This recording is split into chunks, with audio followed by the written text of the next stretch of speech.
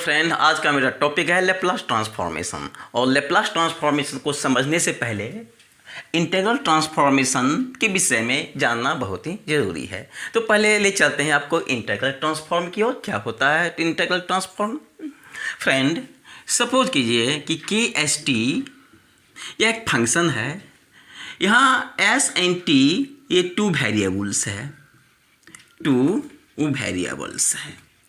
यानी S and T two variables है। इसमें वेरिएबल्स एस को हम कहेंगे पैरामीटर कहेंगे। क्या कहेंगे? एस को पैरामीटर कहेंगे। पैरामीटर का मतलब होता है न्यूमेरिकल और अदर मेजरिंग फैक्टर। क्लियर? यहाँ एस जो होगा टी से इंडिपेंडेंट होगा। ये क्या होगा? इंडिपेंडेंट ऑफ टी से इंडिपेंडेंट होगा। क्लियर? तो इस फंक्शन को लेकर मैं चलता हूं। Let K S T be a function of two variables S and T, two variables S and T, where S is a parameter. ये जो पैरामीटर होगा चाहे तो रियल में भी हो सकता है या कम्प्लेक्स भी हो सकता है, लेकिन टी से इंडिपेंडेंट होगा, independent of T.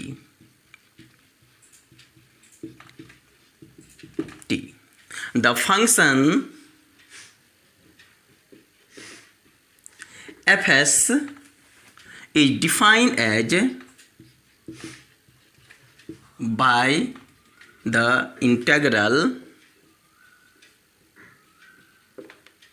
fs equal to minus infinitive to infinitive kst ft dt is called integral transform। Integral transform किस फंक्शन का? Of the function F T, of the function F T and is denoted bye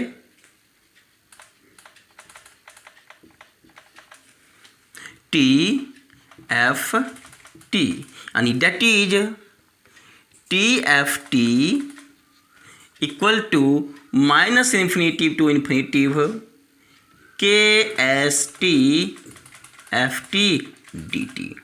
यहाँ पर के S T को क्या कहेंगे? के S T को हम कहेंगे कर्नल ऑफ द ट्रांसफॉर्मेशन। याद रखिएगा, के एस टी को क्या नाम देंगे हम? Kernel of the transformation. So here K S T को हम कहेंगे कर्नल ऑफ द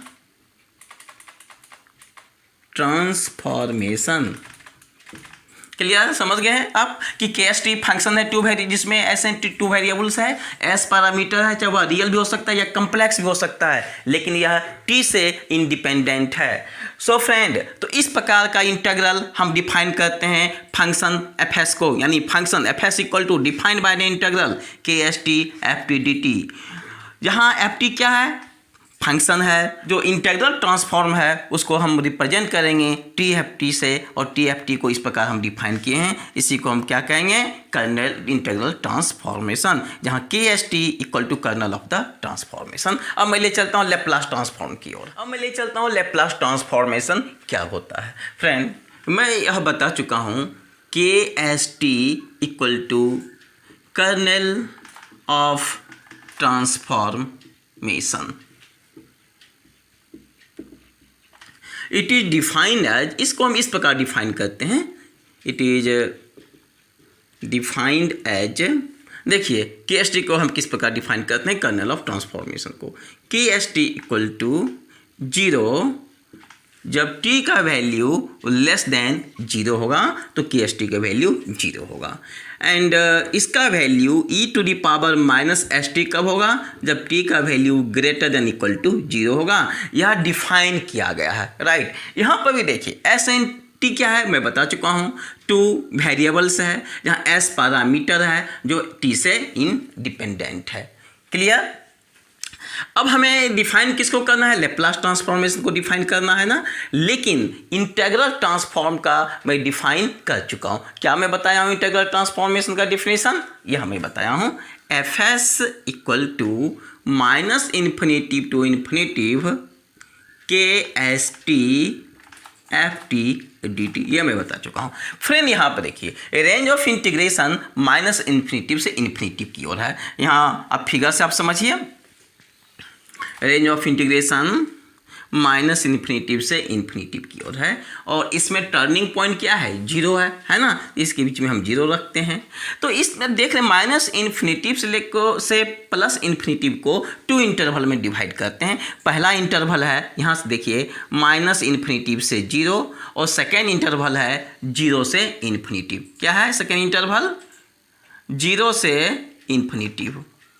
क्लियर? तो इस इंटीग्रल को हम 2 पार्ट्स में डिवाइड करेंगे, पहला माइनस इन्फिनेटिव से 0 और सेकेंड 0 से infinitive. So implies F S equal to, इसको मैं लिख सकता हूँ माइनस इन्फिनेटिव से इन्फिनेटिव को माइनस इन्फिनेटिव से 0 minus infinitive to 0।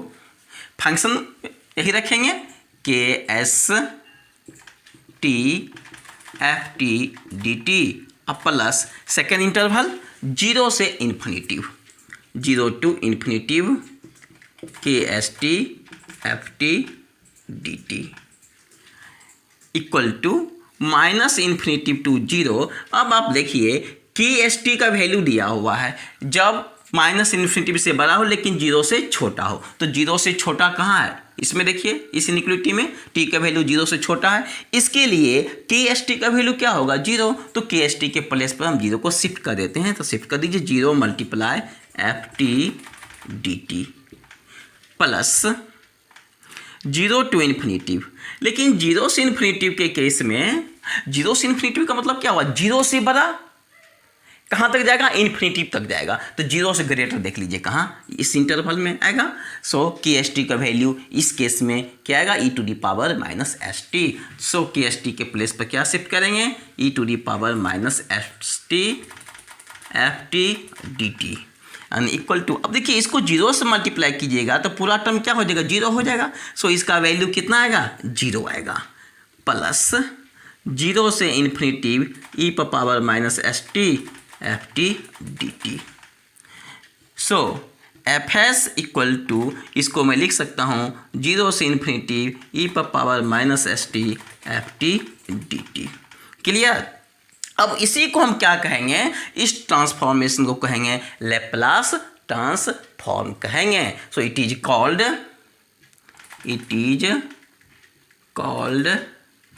Laplace transform and is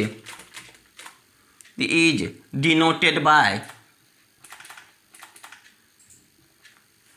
देखिए किससे डिनोट करेंगे? एल एफ टी और एफ एस और कैपिटल एफ एस। फ्रेंड एक चीज ध्यान रखना है आपको, किसी बुक में s के जगह पर p ले लिया है तो इस केस में एफ एस इक्वल टू क्या हो जाएगा? s के प्लेस पर p हो जाएगा तो एफ पी इक्वल टू हो जाएगा 0 से इन्फिनेटिव ई पर power minus P T F T D T. किसी बुक में s के प्लेस पर क्या लिया? p लिया, इसलिए कंफ्यूज मत होइएगा। So Laplace transformation F T का फार्मूला क्या निकल गया? 0 से infinitive E to the power minus S T F T and D T, यह फार्मूला हो गया।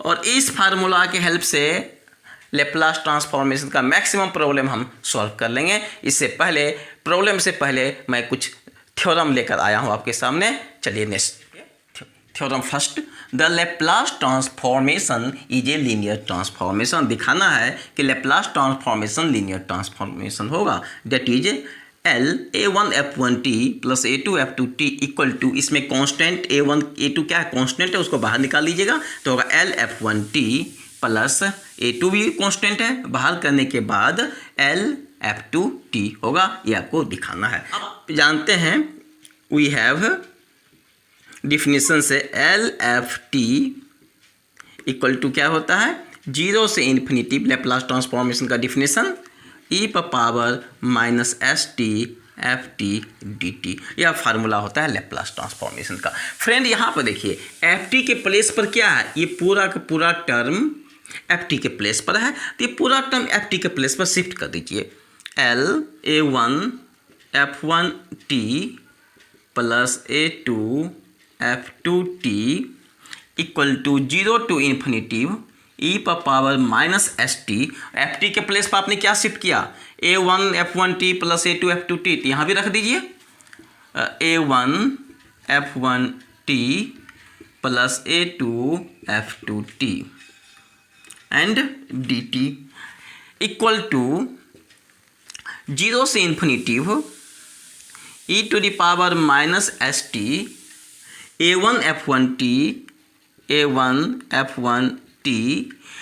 हमें करना क्या है, e to the power minus ST से दोनों टर्म को मल्टीप्लाई करा दीजिए। तो मल्टीप्लाई करा रहा हूँ e power minus ST A1F1t अब plus e to the power minus ST A2F2t bracket close and dt।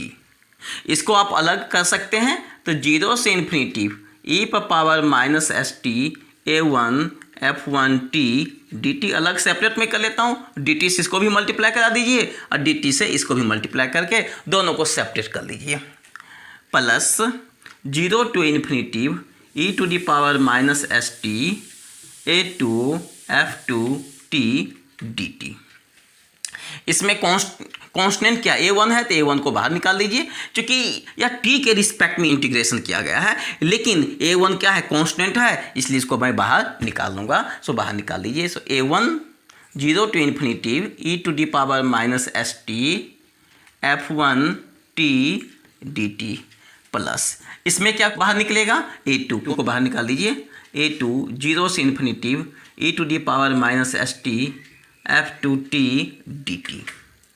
So friend आप जब देख लीजिए, जब यहाँ पर e to the power minus ST FT dt होता है तो यहाँ क्या हो जाता है, L लैप्लास एंड किसका, फंक्शन FT का। तो इसमें देखिए तो A1 इसमें इस e to the power minus ST तो है ही, इस FT के प्लेस पर क्या F1t है। सो यहाँ से यहाँ तक के वैल्यू को मैं क्या लिख सकता हूँ, Laplace transformation of the function F1t लिख सकते हैं, प्लस A2 कांस्टेंट है, इसको आप क्या लिख सकते हैं, यहाँ से इस टर्म को क्या लिख सकते हैं आप, डिफिनेशन से देखिए, इसको आप लिख सकते हैं Laplace transformation of the function F2t। Clear, चूंकि LFT e to the power minus ST FT को लिखते हैं LFT, so e to the power minus ST F1t को आप क्या लिख सकते हैं, LF1t। इसी प्रकार यहाँ FT के जगह पर F2t है तो यहाँ पर क्या आ जाएगा, F2t। इसके जगह पर F1t है तो यहाँ आ जाएगा F1t, राइट। सो ये प्रूफ हो गया the Laplace transformation is a linear transformation. फिर चलते हैं थ्योरम सेकेंड की ओर। देखिए existence theorem of Laplace transformation. Laplace transformation का एग्जिस्टेंस थ्योरम क्या होता है, देखिए existence theorem if FT is a function, FT function है which is piecewise continuous on every finite interval in the range t greater than equal to 0, यानी यह piece wise continuous है every finite interval में। Piece wise continuous का मतलब होता है उस इंटरवल के प्रत्येक पॉइंट पर वह कंटिन्यूस है, उसी को कहते हैं पीस वाइज कंटिन्यूस कहते हैं। एंड सेटिस्फाई, और यह फंक्शन सेटिस्फाई करता है इस कंडीशन को, modulus of FT less than m times e to the power AT for all t greater than equal to 0, जहाँ t का वैल्यू 0 और 0 से बड़ा है, and some constant a and m, जहाँ a और m क्या है, कांस्टेंट है, यानी यहाँ पर m भी कांस्टेंट है और a भी कांस्टेंट है। Then the Laplace transform of FT exist, तो Laplace transformation of the function F T, यानी एफ टी का जो लेप्लास ट्रांसफॉर्मेशन होगा वह एग्जिस्ट कर जाएगा, उसका वैल्यू पॉसिबल होगा for all S greater than A, जब एस का वैल्यू ए से बड़ा हो। अब एस का वैल्यू ए से क्यों बड़ा होना चाहिए वह बात की बात है, मैं बताऊंगा। तो आप जानते हैं लेप्लास ट्रांसफॉर्मेशन का definition, we have L F T का डिफिनेशन आप जानते हैं, 0 to infinitive E to the power minus S T F T D T, यह फार्मूला होता है, यानी इक्वल टू, इसको आप 2 इंटरवल में ब्रेक कर सकते हैं। देखिए क्या, 0 से T note E to the power S T F T D T plus T note से infinitive E to the power minus S T F T D T.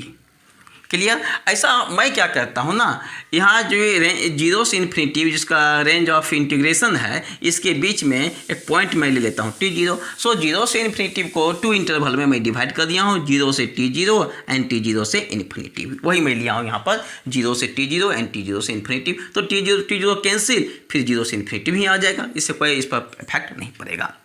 But आप एक चीज़ यहाँ पर देखिए, ये जो देख रहे हैं इसका रेंज ऑफ इंटीग्रेशन फाइनाइट है, और यह फंक्शन एफ टी कंटिन्यूअस भी है। जो कंटिन्यूअस होगा वह बाउंडेड भी होता है, ये पता है ना, जो फंक्शन कंटिन्यूअस होगा वह बाउंडेड भी होता है, इसलिए इसका वैल्यू पॉसिबल हो जाएगा और इसका वैल्यू एग्जिस्ट हो जाएगा। अब इसका वैल्यू एग्जिस्ट होगा या नहीं होगा, हमें उसको चेक करना है। सो बट 0 से T note E to the power minus S T F T D T exist कर जाएगा। सिंस, क्यों कर जाएगा, since it is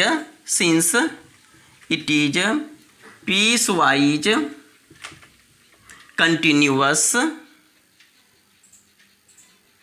continuous on every finite interval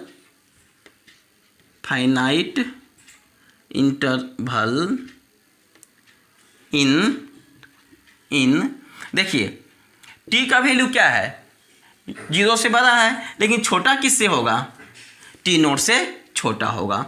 clear? ये टी नोट से छोटा होगा, यानी इसके बीच में t है, तो t का वैल्यू 0 से इक्वल या 0 से बड़ा होगा, लेकिन t 0 से छोटा होगा या t 0 के इक्वल होगा। राइट, यहाँ पर मैं ले लिया हूँ कंडीशन। अब हमें इसको चेक करना है, इसका लिमिट तो एग्जिस्ट हो गया। नाउ इसके रिजल्ट के लिए मैं क्या करता हूँ, इसमें मॉडुलस लगा देता हूँ, टी नोट से infinitive E to the power minus S T F T D T. जब इसको हम अंदर ले जाएंगे मॉडुलस को, तो इसका वैल्यू क्या होगा, less than equal to T naughts infinitive E to modulus E to the power minus S T F T D T. Right, less than equal to, इसको अगेन लिख सकते हैं टी नॉट से इन्फिनिटिव, इसमें दोनों आप जानते हैं डिफिनेशन मॉडुलस का, मॉडुलस ऑफ ए भी इक्वल टू होता है modulus of A and modulus of B, तो जानते हैं आप। सो इसको आप लिख सकते हैं E to the power minus S T and modulus F T and D T.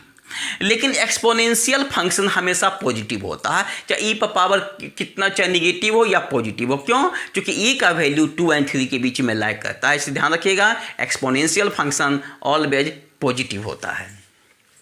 So less than equal to, इसका वैल्यू इंटीग्रेशन टी नॉट से इन्फिनिटिव, इसमें मॉडुलस लगाइए या नहीं लगाइए उससे कोई फर्क नहीं पड़ता है। क्यों? मैं बता ही चुका हूँ क्यों, क्योंकि एक्सपोनेंशियल फंक्शन हमेशा पॉजिटिव होता है, और इसका वैल्यू दिया हुआ है, देखिए क्या हुआ, less than equal to, less than तो पहले से मैं लगा चुका हूँ, M A to the power 80।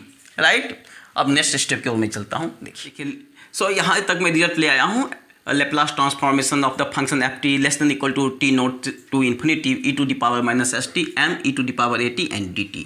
नहीं, लेस देन इक्वल टू, इसमें कॉमन क्या आएगा, m कॉमन आ जाएगा, तो कॉमन ले लीजिए, t not to infinitive and यहाँ पर देखिए e to the power minus S T, e to the power क्या है 80 है। जब दोनों का बेस सेम है, इस दोनों का बेस सेम है, तो ये पावर दोनों का ऐड हो जाएगा, इसको लिख सकते हैं minus S T plus 80 D T, यानी less than equal to M time T not to infinitive E to the power minus S minus A T, minus T common मैंने ले लिया हूँ तो S minus A bracket close T and D T, चूँकि T के respect में integration हो रहा है, less than equal to M, और e to the power x का integration e to the power x ही होता है ना, तो x के प्लेस पर ये टर्म है, किसके रिस्पेक्ट में हो रहा है, t के रिस्पेक्ट में हो रहा है इंटीग्रेशन, तो इसका वैल्यू क्या आएगा e to the power minus s minus A t, and t के रिस्पेक्ट में हो रहा है इसलिए t का कोफिशिएंट क्या है माइनस s माइनस ए है, तो लिख दीजिए minus s minus A, and range of integration t naught से इन्फिनिटी। देखिए लेस देन इक्वल टू, ये कांस्टेंट है, इसको बाहर निकाल दीजिए, तो m minus S minus a e to the power minus S minus A t and T naught to infinity. अब देखिए टी के प्लेस पर, चूंकि टी के रिस्पेक्ट में इंटीग्रेशन है तो टी के प्लेस पर इन्फिनिटी पुट कीजिए, अगेन टी के जगह पर टी नोट पुट कीजिए। देखिए क्या आता है रिजल्ट, यानी less than equal to m minus S minus A, रखिए टी के जगह पे इन्फिनिटिव, तो e to the power minus S minus A T के प्लेस पर इन्फिनिटिव, अब माइनस बीच में minus e to the power minus S minus A and T note, यानी less than equal to m minus S minus A. अब यहाँ पर देखिए इसका वैल्यू क्या होगा, इसको अगर इन्फिनिटिव से मल्टीप्लाई करेंगे इन्फिनिटिव ही आएगा, तो इसका वैल्यू होगा e to the power minus infinitive आएगा ना, और minus e to the power, और अगेन इसको आप क्या लिख सकते हैं, इसको आप लिख सकते हैं 1/, ध्यान दीजिए e पर power s minus A T not लिख सकते हैं, यानी less than equal to m minus S minus A, और इसका वैल्यू क्या आप लिख सकते हैं, इसको लिख सकते हैं 1/e to the power infinitive लिख सकते हैं, और minus 1/e to the power s minus A T note, यानी लेस देन इक्वल टू, अब e to the power infinitive का वैल्यू क्या होगा, इन्फिनिटिव होगा, और 1/इन्फिनिटिव 0, सो इसका वैल्यू क्या हो जाएगा, यहाँ से यहाँ तक का वैल्यू इक्वल टू 0 आएगा। So less than equal to m s minus A and 1/e to the power s minus A T not. देखिए माइनस कैंसिल हो जाएगा, क्यों, जीरो में जब इसको माइनस कीजिएगा तो माइनस समथिंग ये टर्म आएगा, तो माइनस माइनस प्लस हो जाएगा, सो m/s माइनस ए और 1/s minus A T note, जहाँ s माइनस ए कभी भी जीरो नहीं हो सकता है, यानी अगर यह जीरो हो जाता है तो यह अनडिफाइन हो जाएगा, इसलिए कंडीशन में लगा देता हूँ s minus a greater than zero, यानी that is s greater than a। इसलिए कंडीशन में लगा हुआ था, आप देखिए कंडीशन जो मैं लिखा हूँ उसमें लिखा हुआ है कि s का वैल्यू a से ग्रेटर होना चाहिए, इसलिए ऐसा लिखा है। अब आप सोचिए इसको जितना आप बड़ा बनाइएगा, जितना आप इसको बड़ा बनाइएगा उतना ही इसका वैल्यू छोटा मिलेगा, मिलेगा कि नहीं मिलेगा, और एक जब t की जगह पे इन्फिनिटिव रख दीजिएगा तो इसका वैल्यू क्या हो जाएगा, इसके जगह पे इन्फिनिटिव रख दीजिएगा तो इन्फिनिटिव आ जाएगा, और 1/इन्फिनिटिव 0 तो पूरा टर्म क्या आ जाएगा, जीरो हो जाएगा ना, यानी इस t का वैल्यू जितना बड़ा बनाते जाइए उतना इसका वैल्यू छोटा होता जाएगा। देखिए so it can made as small as by taking t not sufficiently large, so therefore ft exist for s greater than a। तो यहाँ पर समझ लीजिए क्या करा, it can made as small as by taking t naught sufficiently large, जब t का value increase करते जाएंगे तो इसका वैल्यू छोटा मिलता जाएगा नहीं, और एक ऐसा सिचुएशन आएगा जब टी जीरो का वैल्यू इन्फिनिटिव रख दीजिएगा, सो 1/इन्फिनिटिव 0 हो जाएगा और उसका एफ टी का वैल्यू भी एग्जिस्ट हो जाएगा, लेकिन कंडीशन के साथ कि एस का वैल्यू ए से बड़ा होना चाहिए। क्लियर। अब नेक्स्ट प्रॉब्लम की ओर, लैप्लास ट्रांसफॉर्मेशन 1/√t का एक चीज़ मैं बता दूँ, अगर लैप्लास ट्रांसफॉर्मेशन का डिफिनेशन समझ गए, इसका जो थ्योरम मैं बताया हूँ वो अगर आप समझ गए होंगे, इसका जितना भी प्रॉब्लम है लैप्लास ट्रांसफॉर्मेशन का सारा प्रॉब्लम सॉल्व कर दीजिएगा। लेकिन अभी जो मैं प्रॉब्लम बताने जा रहा हूँ इसका फार्मूला को याद कर लीजिएगा नहीं, और सीख भी लीजिए इसका वैल्यू मैं कैसे निकालूंगा। देखिए इसको सॉल्व करने से पहले लेप्लास ट्रांसफॉर्मेशन का डिफिनेशन पहले लिख दीजिए ताकि समझने में कोई दिक्कत आप लोगों को ना हो।